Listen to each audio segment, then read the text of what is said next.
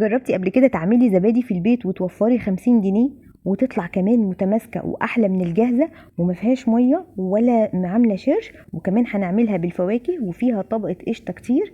تعالوا اقول لكم عملتها ازاي، وتعالوا اقول لكم على سر تماسك وقوام الزبادي المظبوط بدون اضافات كتير، وازاي بتطلع بالقوام الكريمي كده.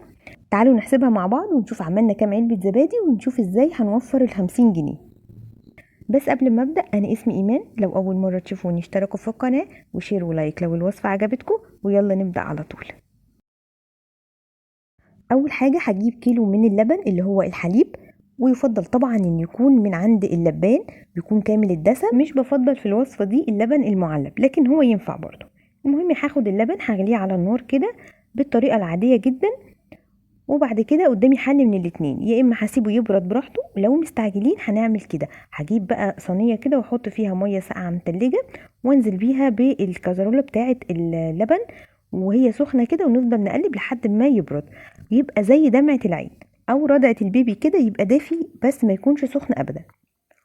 تاني حاجة بقى هجيب علبة زبادي أي نوع تفضلوه، لأن النوع اللي انتوا هتجيبوه في الزبادي هو اللي هيبقى طعم الزبادي اللي انتوا عاملينه. فلو حابين تجيبوا زبادي بلدي أو زبادي معلبة زي ما تحبوا، المهم ان يكون نوع كويس بتحبوه.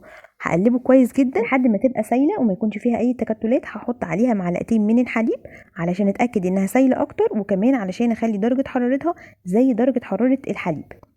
الخطوة التانية بقى دي واللي بتدي قوام الكريمي، ممكن تستغنوا عنها لو حابين، لكن انا بفضلها.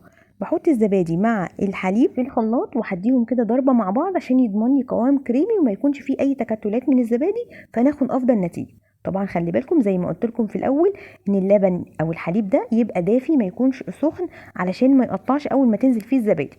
والزبادي كمان نكون مطلعينها بره التلاجة بشوية علشان ما تكونش ساقعه. كده خلصت معايا الزبادي، ممكن اصبها على طول من الخلاط. لكن عشان نحسب مع بعض عملنا كام علبه زبادي بنفس العلبه اللي انا اشتريتها، فهعبي الاول في العلبه وبعدين هصبها. ممكن نحطها في طواجن او اطباق او حتى كوبايات بتاعه الزبادي. لو عايزين بقى نعملها بالفواكه بالمربى، هحط بقى في الاطباق الاول طبقه كده خفيفه من المربى دي بيتي واحنا عاملينها مع بعض من كام فيديو، هسيبها لكم في صندوق الوصف. وبعد كده بنحط عليها الزبادي. الأول عملنا 4 سادة ودلوقتي بنعمل كمان 4 بالمربى. لحد دلوقتي كده هيبقى معانا 8 علب زبادي، وكمان هنعمل واحدة. لازم تخلوا كده كل مرة معاكم واحدة خميرة للمرة اللي بعدها. ادي كده 9، والعشرة بقى اللي هي في الخلاط هزودها على الكوبايات علشان الاطباق عندي كبيرة شوية. يعني احنا كده عملنا 10 علب زبادي. هنيجي بقى للتسوية المظبوطة والخطوات اللي لازم تمشوا عليها علشان تطلع معاكم الزبادي كريمي وما تكونش عاملة شرش ولا مخرزة ولا كمان مصر مية. هرصهم كده في صينية وهحط حوالي ربع او اقل من الربع من الصينية مية سخنة بتغلي، وهغطيهم بورقة فويل كده وهدخلها فرن انا مسخناه من قبل 5 دقايق بس، وطفياه طبعا، واقفل عليها واسيبها لمدة 6 ساعات. بعد كده اطلعها من الفرن. اول ما تلاقوها ربطت هدخلها على طول على التلاجة.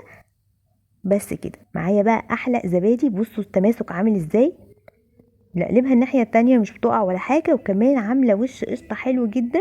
ولما بدخلها التلاجة ما بغطيهاش في الاول، يعني ممكن نسيبها ساعتين 3 كده في التلاجة من غير غطا. بعد كده تحبوا تغطوها براحتكم.